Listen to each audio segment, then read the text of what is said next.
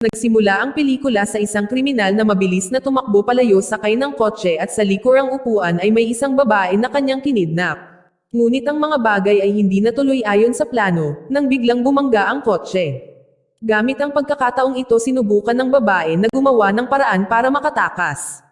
Ngunit ang kriminal ay sinubukang makontrol ang pangyayari. Mabilis na bumunot ng kanyang baril nang paparating ang mga pulis.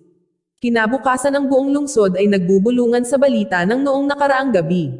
Lumalabas na ang dalawang mga detective na sina Quentin Connors at Jason York, hinarap ang kidnapper at saka, initan ng sandali ay binaril nila. Dahil sa desisyong ito pareho silang nawalan ng trabaho. Ilang buwan na lumipas at sa sandaling maaari nang huminahon na ang mga bagay-bagay.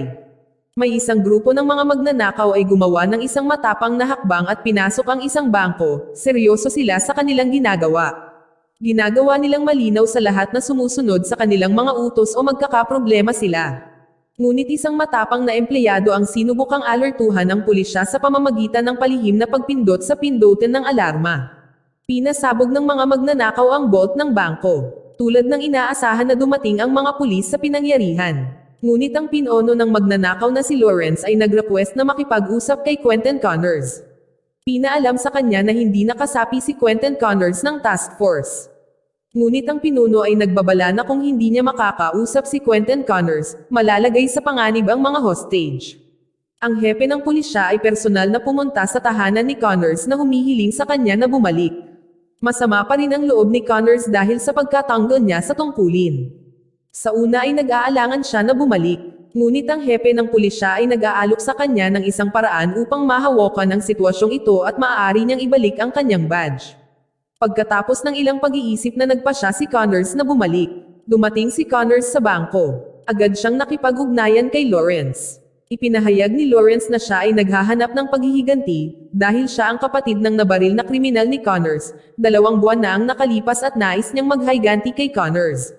Nang matapos ang tawag nagplano si Connors at hiniling niya sa SWAT team na putulin ang kuryente ng bangko. Upang hindi gumana ang mga automatikong pinto habang sila ay papasok. Ngunit mabilis na umikot ang sitwasyon, tumugon ang mga magnanakaw sa pamamagitan ng pagbitay sa 2 sa mga hostage. Na naging sanhi ng pagpanik ng SWAT team at gusto nilang salakayin kaagad ang bangko. Nag-utos si Connors na bumalik ang SWAT team. Bago sila makapagpasya kung ano ang gagawin ay isang pagsabog ang yumanig sa loob ng bangko. Ilang miyembro ng SWAT team ang nasawi mula sa pagsabog. Dahil dito ilang hostages ang nakatakas sa gusali. Nang tumila na ang alikabok at sa wakas ang mga pulis ay pumasok na sa bangko. Nalaman nilang naglaho na ang mga tulisan na pinamumunuan ni Lawrence, ngunit ang mas ikinagulat nila ay ang pagkatuklas na wala ni $1 na nakuha na tila ang bangko heist ay hindi tungkol sa pera. Si Connors ay naghahanap ng mga clues sa pamamagitan ng pagsuri ng CCTV footage ng bangko. Ngunit naisip din pala ng mga magnanakaw na sinabotahe ang footage, si Connors at ang pulis na may mas maraming tanong kaysa sa mga sagot. Samantala ang isang detective na nagngangalang Shane Decker ay abala sa pagsusuri sa pag-uusap nina Connors at Lawrence. Matapos makinig ng mabuti ay dumating si Decker sa isang realisasyon. Si Lawrence ay gumagamit ng taktika na kilala bilang diskarte sa kaguluhan na pinaniniwalaan niya na kung may kokonekta ng pulisya ang mga point sa pagitan ng iba't ibang mga kaganapan ay maaari nilang buksan ang kaso.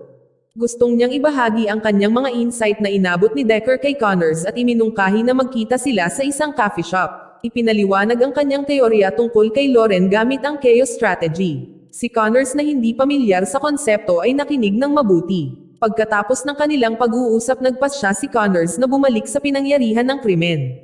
Sa bangko at sinalubong sila ng 2 senior detective na nagre-review ng external CCTV footage. Nakilala nila ang isang sospek na pinaniniwalaan nilang nagtatrabaho sa pakikipagtulungan sa mga tauhan ni Lawrence. Ang kanilang loika ay diretso kung matutuklasan nila at mahuhuli ang tao na ito, ay magiging isang hakbang sa paghuli kay Lawrence at sa kanyang tauhan. Nahanap ng mga pulis ang pag-anti na hinahanap nila para sa paghahanda para sa isang raid na inaasahan nila para sa isang maayos na paghuli. Ngunit ang mga bagay ay hindi sumang-ayon sa plano, isang shoutout ang naganap. Nakahanap ng paraan ang target na lumabas sa isang bintana at ginawa ang kanyang pagtakas sa isang kotse. Sumakay si Decker sa kalapit na motorbike at mabilis na hinabol ang target. Ngunit naputol ang paghabol nang mawala ng kontrol si Decker at nat-ambush siya at nagawang makatakas ng target. Ngunit binangga ni Connors ang sasakyan ng target. Kinaladkad ni Connors ang nasugatang pag-anti palabas ng kotse upang makatanggap siya ng medikal na atensyon. Sa kalaunan ay nagpasya si Connors na bumalik sa apartment ng pag-anti na naghahanap ng ebidensya na nag-uugnay sa kanya sa grupo ni Lawrence. Sa kanyang sorpresa ay naroon na ang isang senior detective at may nakitang bag na puno ng pera. Ang pera ay hindi mula sa kamakailang pagnanakaw sa bangko, ito ay mula sa isang pagnanakaw na naganap isang buwan na ang nakakaraan. Ang pera na kadalasang ginagamit sa mga tanggapan ng mga investigador para markahan ang pera bilang ebidensya.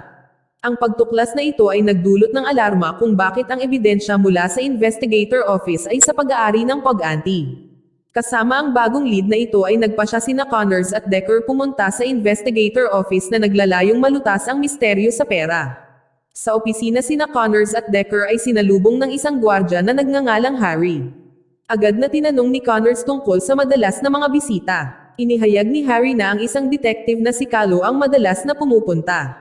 Si Calo ay nakakolekta kamakailan na isang bag ng pera na nagsasabing ito ay ebidensya at ang kanyang pirma sa guestbook ay mapapatunayan ang kanyang kamakailang mga pagbisita. Dahil dito hinala ni Connors na kasangkot si Calo sa mga nangyayari. Agad silang pumunta sa hepe upang hulihin si Calo. Ngunit isang bigla ang balita ang nag-ambala sa kanilan. Si Detective Calo ay natagpo ang patay sa kanyang tirahan. Nadiskubre nila ang isang katibayan ng isang mapa na tumuturo sa bangko na tinutumbok sa pagnanakaw. Ito ay nagpatibay lamang sa kanilang paniniwala na si Calo ay may bahagi sa mga kriminal na aktibidad.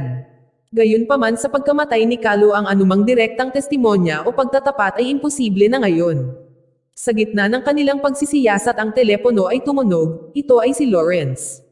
Ang lahat ng kanyang nakakatakot na mga salita ay nagsilbing babala na ang buhay ni Connors ay hindi na magkakaroon ng kapayapaan. Dahil minarkahan na siya ni Lawrence bilang target at walang humpay na hahabulin siya. Sa labas ng tahanan ni Calo nagpahayag ng kanyang mga alalahanin tungkol sa dumaraming komplikado ng kaso. Ang kanyang paniniwala ay ang tunay na maunawaan at malutas ang palaisipan. Kailangan nilang i-trace pabalik sa umpisa, ang pagbabalik sa bangko at ang hindi gumaganang CCTV nito ay parang logic para sa susunod nilang gagawin. Pagdating sa bangko ay malinaw na may plano si Decker na inarkila niya ang mga serbisyo ng mga taper expert ng pulis para buhayin ang dati ng hindi gumagana na CCTV system. Sa kanilang kadalubhasaan ay nagawa ng team na ibalik ang mga kamera at gumana, ngunit ang footage ay nagpakita ng isang hindi inaasahang twist na walang anumang palatandaan ng mga magnanakaw. Na para bang hindi sila kailanman nakapunta doon. Pagod at nagugutom mula sa mga kaganapan sa araw na iyon si Connors, si Decker at ang dalawang senior detective ay nagpasya na magpahinga at mag-recharge sa hapunan sa isang lokal na restaurant. Ngunit habang sila ay nag-aayos sa kanilang mga pagkain at pag-uusap, ang kaso ay hindi maalis sa kanilang isipan. Nang pagbabalik ni Connors mula sa banyo, ay ibinahagi ni Decker ang ilang breaking news. Mukhang nakipag-alyansa ang crew ni Lawrence sa isang bihasang hacker na nagmanipula sa mga sistema ng bangko kasama na ang CCTV. Tinuro ng IT team ang lokasyon ng hacker, na agad namang pinuntahan ni Connors at Decker. Sumunod na eksena ay binigyang diin na ang hacker na ngayon ay lubos na nalantad ang kanyang pagkakilanlan. Si Lawrence ay sorpresa na dumating ng walang pag-aalinlangan ay pinatay din niya ang hacker. Dahil kung sino man sa kanyang mga tauhan ay mahuli ng pulis ay dapat mawala. Dumating sina Connors at Decker makalipas ang ilang sandali at natuklasan ang walang buhay na katawan ng hacker. Sa di kalayuan tumakas si Lawrence sakay ng isang kotse. Sinubukan nilang habulin ngunit nagawa ni Lawrence na makaalis. Upang maghanap ng higit pang mga pahiwatig, nagtungo sina Connors at Decker sa hospital upang tanungin ang pag-anti. Sa simula ay nanatiling tikom ang bibig ng pag-anti na tumatangging ibunyag ang anumang impormasyon. Gayunpaman ang hindi kinaugalian at mapanganib na paraan ni Decker ng pagbabanta na ipasok ang adrenaline sa IV drip. Inihayag niya ang isang mahalagang piraso ng impormasyon. Si Lawrence at ang kanyang mga tauhan ay nagplano ng isang pulong sa lumang tirahan ni Lawrence sa susunod na gabi. Nang sumunod nagbigay ng mga plano ang hepe kina Connors at Decker. Isang plano ang isinagawa upang tambangan si Lawrence at ang kanyang kasamahan. Sa gabi ang mga pulis kasama sina Connors at Decker ay nakipagsapalaran sa lumang tahanan ni Lawrence. Ngunit ang mga bagay ay hindi natuloy gaya ng plano. Isang shootout ang naganap sa pagitan ng mga tauhan ni Lawrence.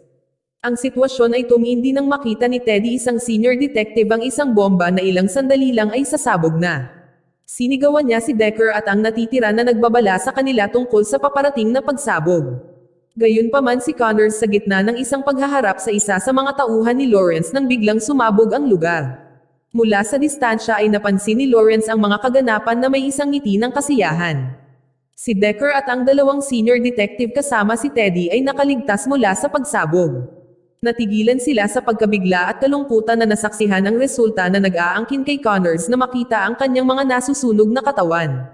Si Decker ay hindi makapaniwala sa pagkawala ni Connors, isang opisyal na dati nang tumulong sa pulisya sa kanilang pagsisiyasat. Nagsiwalat siya tungkol kay Lawrence na nagtanim ng isang virus sa sistem ng bangko nang maingat na nag-transfer ng $100 mula sa account ng bawat customer. Dahil sa malawak na kliyente ng bangko ang tila maliit na pagnanakaw mula sa bawat individual ay pinagsama-sama na nagresulta sa pagnanakaw ng halos $1 na bilyon.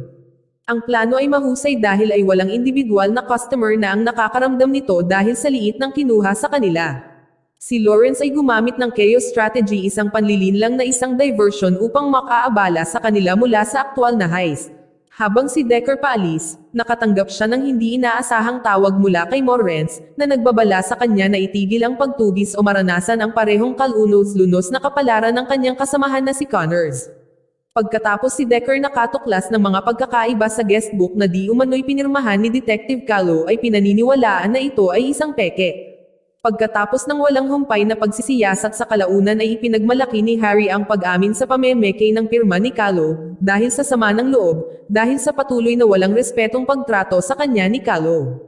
Ipinagtapat din ni Harry na kinuha niya ang pera mula sa opisina ng investigador at ibinigay ito sa pag-anti para makuha ang kanyang kooperasyon. Kalaunan ay isiniwalat ni Harry na si Lawrence ay walang iba kundi si York, na dating kasamahan ni Connors na nadismiss mula sa serbisyo dahil sa pagbaril ng isang kriminal at isang babaeng bihag. Kaya napag-alaman na si York ay nagkukunwari bilang Lawrence ay nagplano ng lahat ng kaguluhan bilang isang paghihiganti laban sa puwersa ng pulisya. Nadulot ng kanyang sama ng loob sa kanyang pagkatanggal sa trabaho. Pagkatapos ng mga taon ng tapat na serbisyo, si Decker kasama ang senior detective ay gumawa ng matapang na hakbang sa pamamagitan ng pagpunta kay York na humantong sa isang tensyonado na sitwasyon. Sa huli ay matagumpay na nagtagumpay si Decker na madaig si York. Dahil sa tagumpay na ito si Decker, ay pakiramdam na mas malapit na niyang lutasin ang kaguluhan. Habang nagpapahinga, may kakaibang sandali sa cafe. Si Decker na napansin niyang may kakaibang amoy na nagmumula sa perang gagamitin niya para bayaran ang kanyang bill. Hindi ito basta-basta amoy, ito ay nagbabalik sa alaala ng pera mula sa opisina ng investigador. Noong panahon siya ay nakatanggap ng pera mula kay Connor nang sila ay magkita. Nagsimulang umusbong sa isip ni Decker ang isang mapang-akit na pag-iisip na maaaring may kinalaman si Connor sa kamakailang gulo. Lalong lumakas ang hinala ni Decker nang magpasya siyang bisitahin ang tirahan ni Connors. Doon sa gitna ng maraming personal na gamit, natuklasan niya ang isang libro na pinamagatang Chaos Theory. Ilang bahagi ng libro ang masusing itinampok. Naalala ni Decker ang isang nakaraang pag-uusap kung saan binanggit ni Connors ang kanyang mga pakikibaka upang maunawaan ang Chaos Strategy. Dahil dito isang nakakagigil na realisasyon ang bumungad kay Decker, tila ang kanyang pinagkakatiwalaang kaibigan ay maaaring si Connors ang mastermind sa likod ng pagnanakaw. Ang mas nakakagulat ay ang ideya na si Connors ay maaaring nagsagawa ng kanyang sariling kamatayan upang ilihis ang atensyon. Nakipag-ugnayan si Decker sa kanyang mga kasamahan upang makita kung si Connors ay maaaring sinusubukan na tumakas palabas ng bansa. Gayunpaman pagkatapos ng masusing pagsusuri ay wala silang nakitang bakas sa kanya doon. Napansin ni Decker ang pangalang James Blake na nakasulat sa gilid ng libro, ito ang pangalan ng may akda na ay nagsulat tungkol sa Chaos Theory. Mabilis na nag-iisip na hinimok ni Decker ang kanyang mga kasamahan na hanapin ang sinumang may pangalang James Blake. Na naghihinala na maaaring ginagamit ni Connors ang pangalang iyon bilang isang alias. Si Decker ay naninindigan sa kanyang paniniwala na si Connors ay nandoon sa paliparan. Nang siya ay dumating sa paliparan ay agad niyang tinanong ang mga opisyal tungkol sa mga pasaherong nakarehistro sa pangalang James Blake. Bago pa man siya masagot ng opisyal ay tumunog ang telepono ni Decker na ikinagulat niya na ito ay si Connors. Inamin ni Connors na siya ang utak sa likod ng mga nakawan at nakipagsabuatan siya kay York na kilala rin bilang Lawrence. Ang trabaho ni York ay tipunin ang mga tauhan para sa heist. Kaya naman walang sino man sa kanyang mga tauhan ang nakakilala o nakakilala kay Connors. Sinabi ni Connors kay Decker na matagumpay niyang binago ang kanyang pagkakakilanlan at nagplanong magsimula ng bago sa ibang bansa. Pinaalalahanan din niya si Decker na sa teknikal na paraan ay itinuturing siyang patay. Kaya halos imposible para sa sino man na masubaybayan o mahuli siya. Tiwala na si Decker ay hindi makakarating sa kanya ngayon. Si Connors ay nakaplano na ang lahat sa maselang detalye ay matalino niyang manipulahin ang SWAT team para patayin ang kuryente ng bangko. Upang mas madali para sa hacker na makalusot sa system. Ang pagsabog sa bahay ni York ay isa pa sa mga panlilinlang ni Connors na siya mismo ang nagtakda ng bomba. Bago ito pumutok ay nagawa niya takpan ang isang basement upang matiyak na ang lahat ay naniniwala na siya ay namatay sa pagsabog. Kinuha niya ang isa sa mga tauhan ni York at nilagyan ng isang police badge sa kanya upang paniwalain na si Connors ang namatay. Pagkatapos ng pagsabog ay matalinong itinago ni Connors ang kanyang sarili bilang isang bumbero upang makatakas ng hindi napapansin. Samantala si Decker ay galit na naghahanap ng anumang senyales ni Connors. Si Connors ay wala sa paliparan dahil mayroon siyang pribadong jet na naghihintay sa kanya na may bilyon-bilyong mayroon siya. Kayang bayaran ni Connors ang anumang naisin niya. Nang maging malinaw ang katotohanan tungkol sa mga pakana ni Connors, ang realization ni Decker ay naging mahirap. Si Connors ay sumakay sa kanyang jet na handang simulan ang kanyang bagong buhay bilang isang milyonaryo. Dito nagtatapos ang pelikula. Salamat sa panonood, kaibigan.